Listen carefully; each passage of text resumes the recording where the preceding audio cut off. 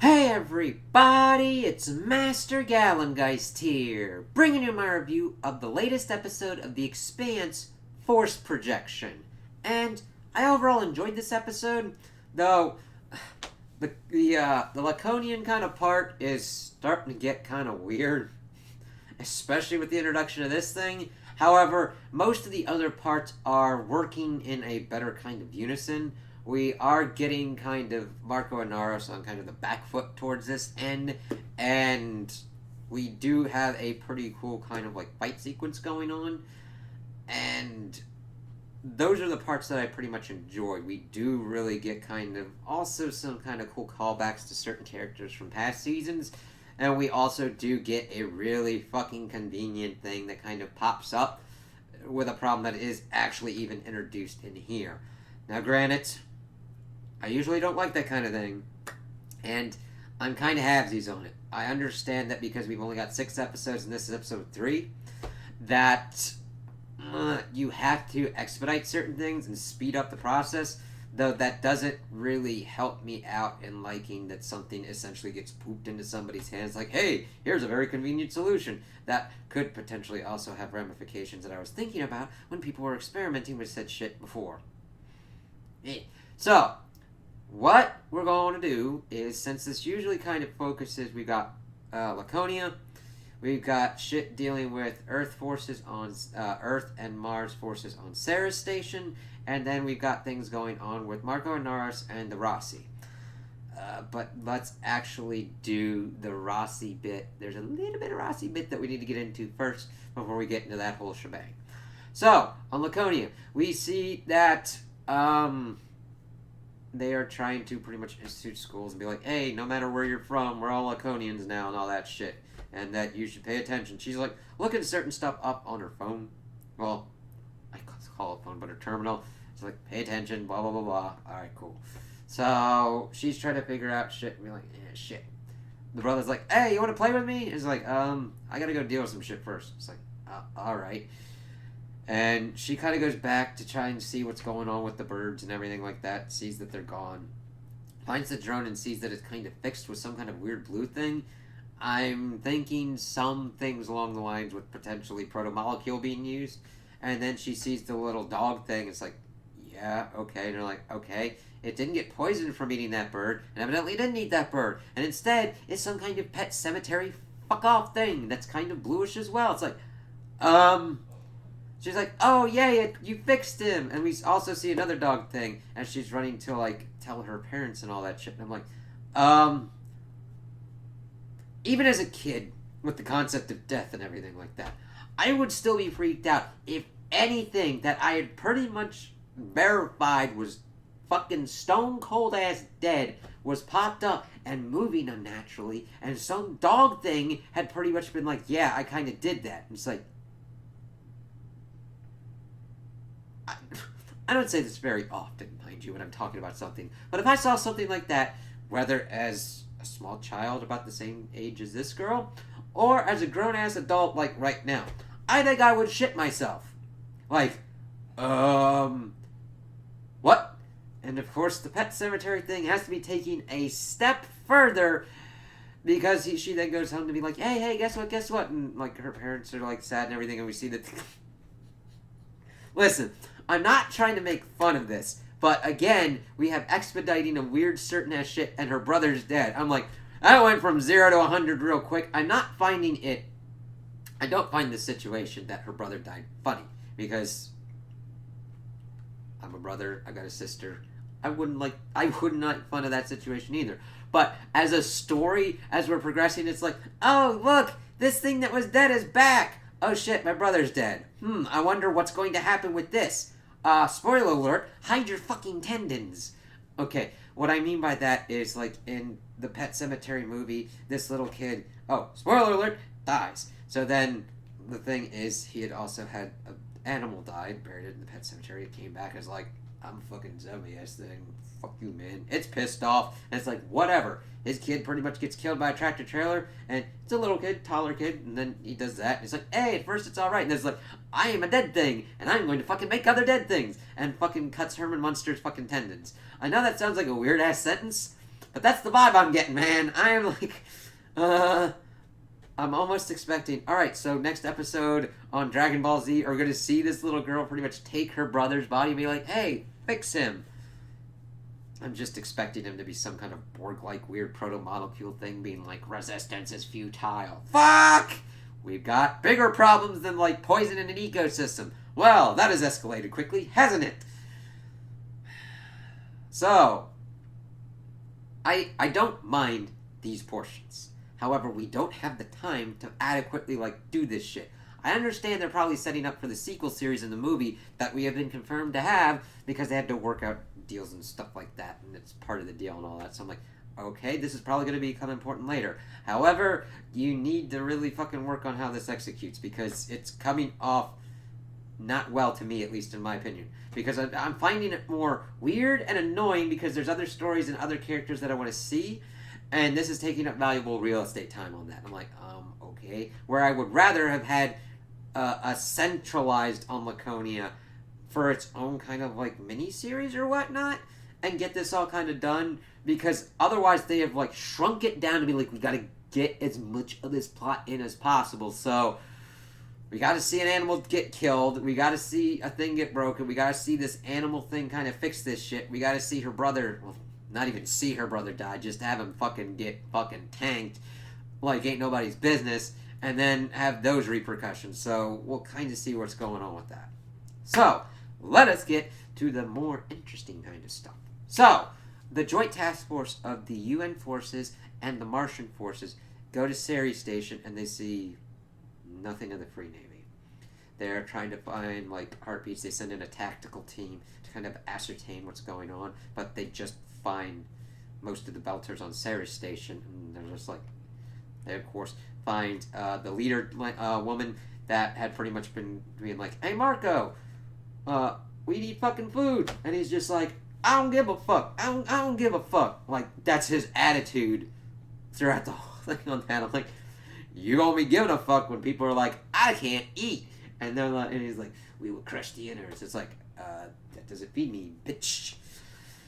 I'm waiting for that moment.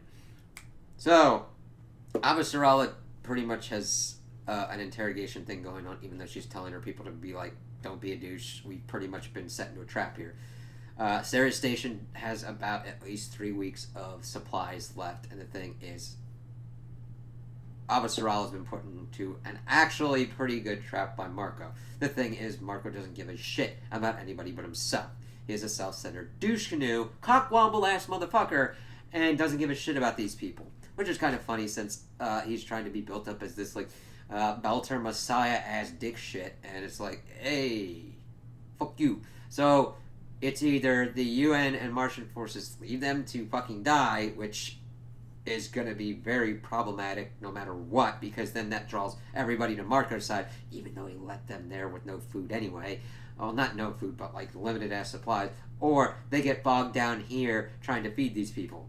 Well, the thing is, I understand trying to make those kind of tactical decisions, but usually the right thing would be okay, here's the thing. You want good PR, Avasarala? Feed these people.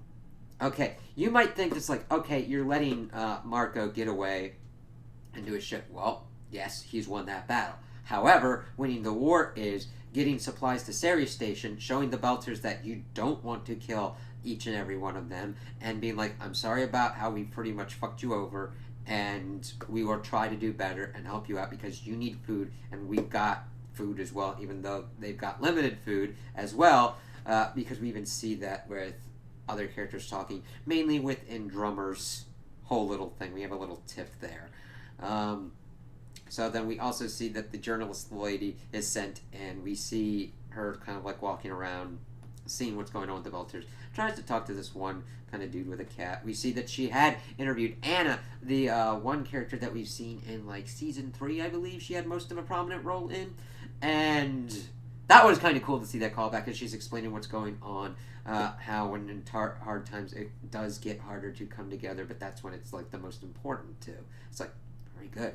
And we see stupid kind of shit. This one Martian dude's talking with this UN dude. He's like, "Are we here to shoot these people?" Which she's got that pretty much recorded. Don't worry, we'll edit that part out. Some shit. And then suddenly, out of nowhere, explosions start happening.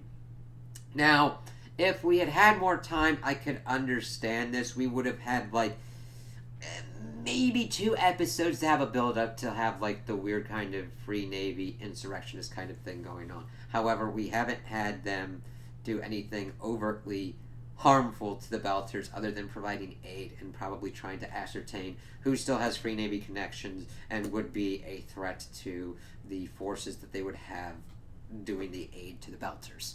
It's like, alright, shit. So we don't know if the journalist lady has been, like, taken out or not. So that leaves that kind of shit. So, like, Sirius is in a weird kind of position there. So let's piggyback that to Drummer. She's pretty much talking to the Golden Bow dude to, like, ascertain what's going on with why Marco would need all these different kind of, like, supply depots. Mainly because he doesn't want to feed anybody else and wants to be Captain Dick shit out, punching out shit, being like, I'm a fighter, kind of shit. You know what I mean? So it's like, alright. We had also seen that Michio and the other kind of dude that we saw Drummer pretty much conferring with, having an argument about Anna's kind of stuff where Michio's like, that's not good, we shouldn't be doing that. And the other dude's like, yeah, fuck them, now they know what it feels like to be Belters. I'm like, guess what? Anytime you go eye for eye thing, you pretty much get into a nihilistic fight of being like, it's never over until you're dead. It's like sometimes you gotta bury some shit. I mean, granted, if it helps some people out, you just organize a tournament, you bare knuckle box until you get your shit out, and you fucking go. Now, granted, that's one way. Other ways are to do different kind of tournaments and just be like, hey, I don't want to fight, but let's just bury this shit. You know what I mean? Like, sometimes you gotta let some shit go and move forward and be like, this was wrong, let's try and do better. Now, granted, that doesn't mean you let people off the hook for, like, fucking torturing or killing people, alright? That's definitely what Marco kind of was doing, with just throwing fucking rocks at shit, which is still the only planet that can really support your life. And because of the food and the water and the air and shit, man, like, oh, yeah, now they feel like, the minute he said that, I'm like, you dumb fuck. If they had to start rationing their food, their water, their air, guess who doesn't fucking get any?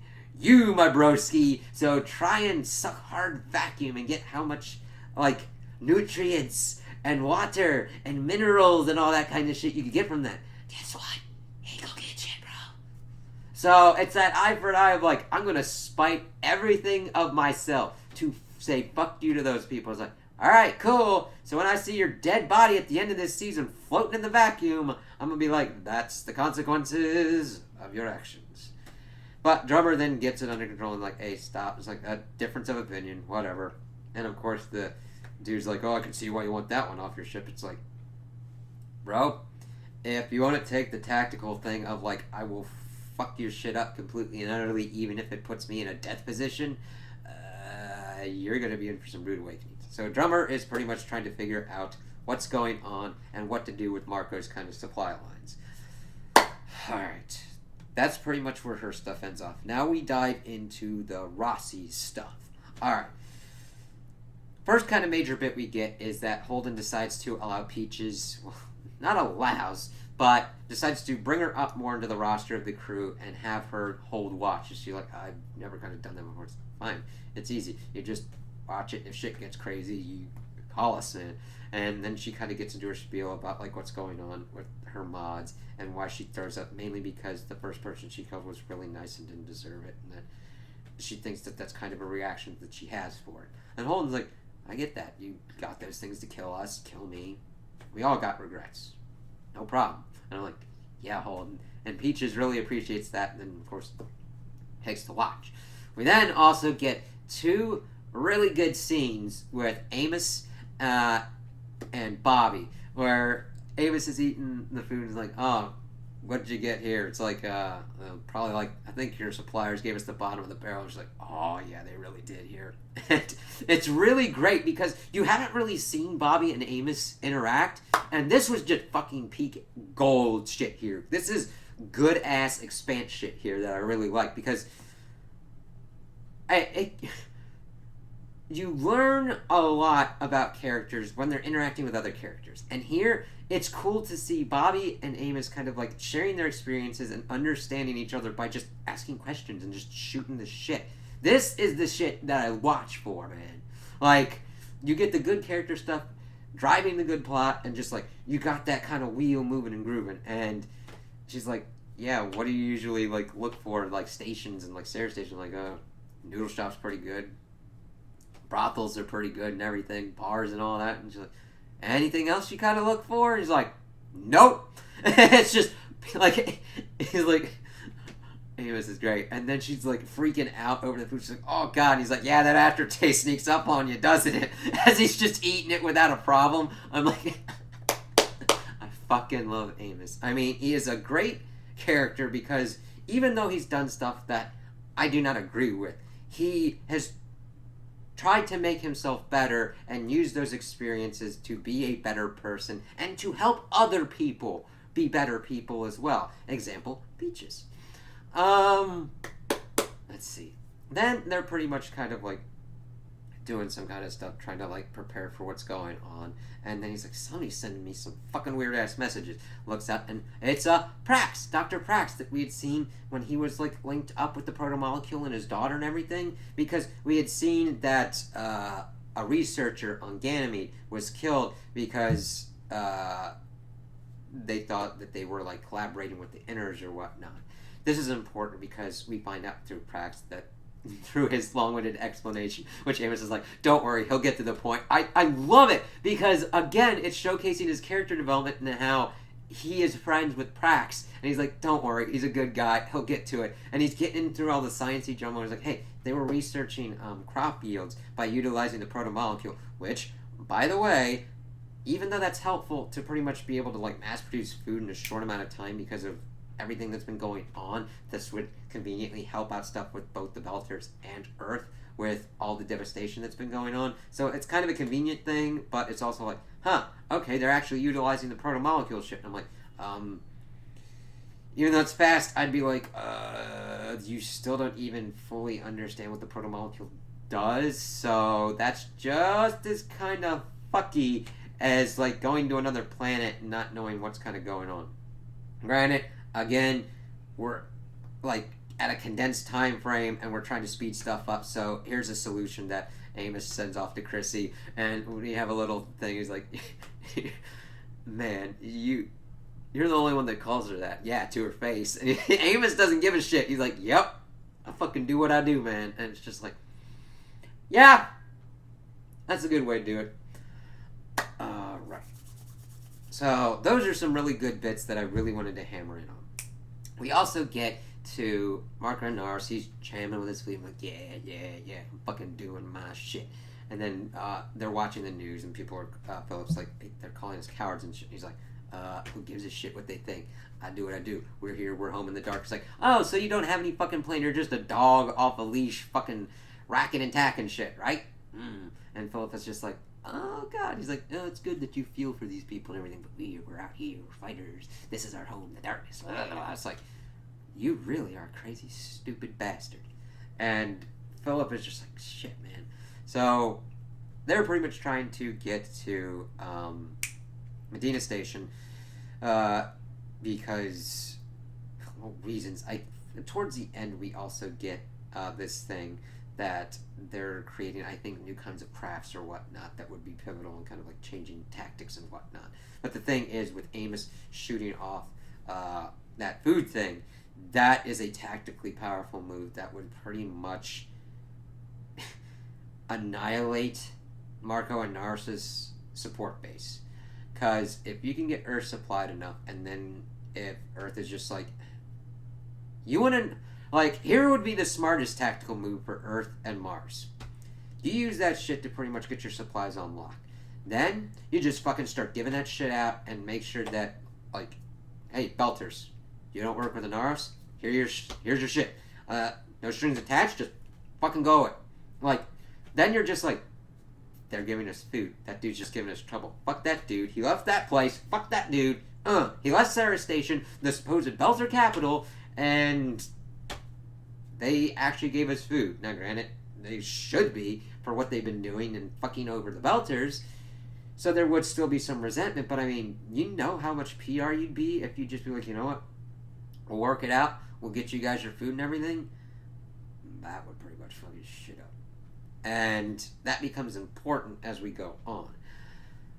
So Marco's just jamming, and then we see that the Rossi, of course, is going towards Ceres Station to pretty much link up, and they pretty much cross paths, and Marco's like, hey, it's fuck 'em up. And he pretty much goes Captain Ahab with the white whale kind of shit. He's like, hello, fire the missiles! And the thing is, the Rossi is trying to like outrun. Holden's like, alright, I'm gonna do some stupid ass shit. We're pretty much gonna use the guns to take out the missiles, and I'm gonna pretty much flip around and like shoot off the rail gun. And it's like, that's not smart. Okay, little thing before this whole kind of thing goes down, Holden and Naomi had a very nice moment where Naomi talked about her PTSD with what was going on. She's like, if I just had another second, I would have gone out. But Holden's like, yeah, I get it, there's no problem there. And it's really cool.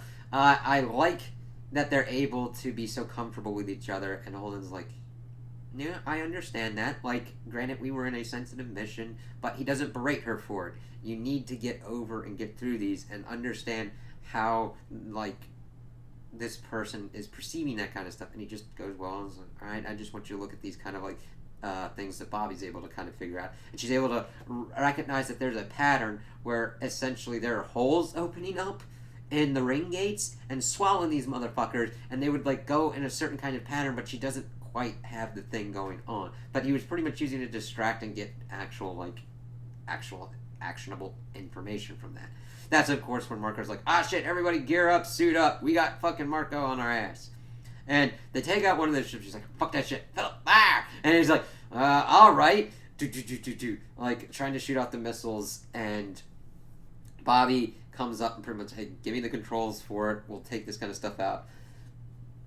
They're able to get the second ship to kind of like back off as well, and then Bobby's got the cannons, is able to pretty much pierce through the Pella, Marco's ship, and pretty much gets it to a point where it's stuck. And then we see that Holden gets in contact with him and is like, Marco, surrender. And of course he also sees Philip there, but Marco's like, no, eat my ass, fuck you, enter. Paraphrasing, not exactly the wording he uses, but that's kind of the gist that he gives.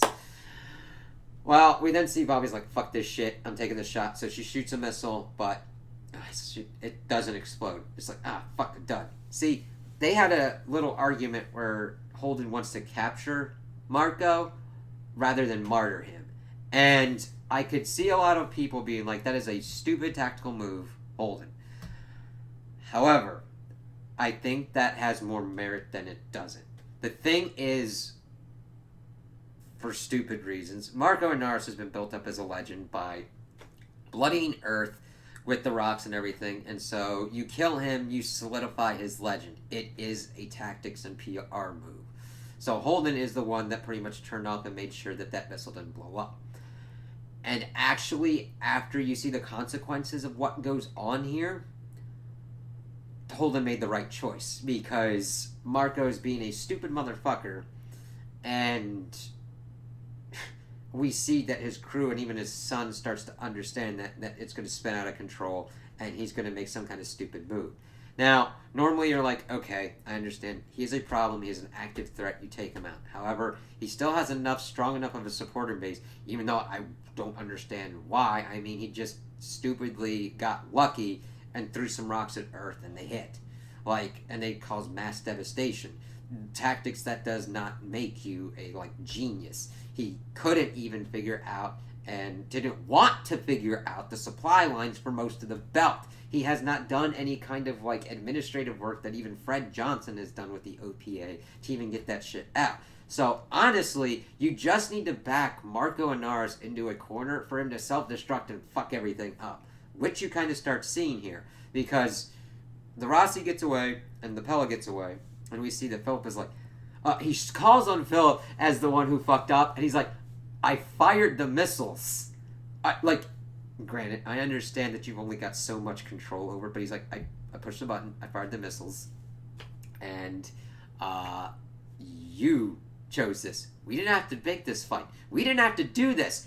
We got fucked up and bloodied because of you. And he starts hitting him for that. And it's just like, ooh, you see Marco just getting pissed off. He relieves him of duty. He is like pissed off in there. And I'm like, yeah. Sometimes it is better to beat someone in a battle than to kill them. Why? Because you can, with the death, you can have somebody take up the standard and everything. But if you're able to like deliver a knockout, not a knockout, but a punch that really fucks him up, which is essentially what Marco did to Earth, you start to have people doubt their legend, doubt their smartness. I mean, look, he had a 3-1. He had 3 ships versus the Rossi's 1, and they got fucked up. And not stupidly, mind you. It's not like they reversed it and made Holden lucky as shit with the Rossi crew. They actually did shit tactically that made sense and worked out. You know, it's not like it's like the god of luck gives this to Holden. No, he knew what he was doing, and Marco is going to be like, oh, okay. So, of course, he gets that stuff at the end of the episode. Like, oh, I got my shit. I'm going to do my shit. It's like, all right, yeah, but you've proven that you went complete blind mode and tried to take out the Rossi because of what they've done to you. You're a vindictive little shithead. You don't think ahead, and all you want to do is fight. That's definitely going to get you fucked over and get anybody who works with you fucked over as well. Which I think Philip and the rest of the crew are like, he chased them. Our ship's damaged. Our other ships are damaged as well, and we got beat. Once that starts going around, and Drummer starts going around taking supply depots, I think Marco's going to have a big-ass problem. Factor into that matter that Avasarala, if she's as smart as she has been past seasons and starts to be able to give food to the belt, that's going to push Marco to a crazy-ass point. So we'll have to see kind of how that works out and how he kind of gets removed from the picture. Whether he be imprisoned or whether he gets taken out in a kind of fiery last stand where nobody really cares about it and just sees that he's a crazy-ass dying man who just wants to fight and doesn't give a shit about anybody else but himself. So those are my opinions on the episode. Tell me what you guys think in the comments below. If you liked it, if you didn't like it, if you agree with me, if you disagree with me. Also like and subscribe, and I hope you have a good day.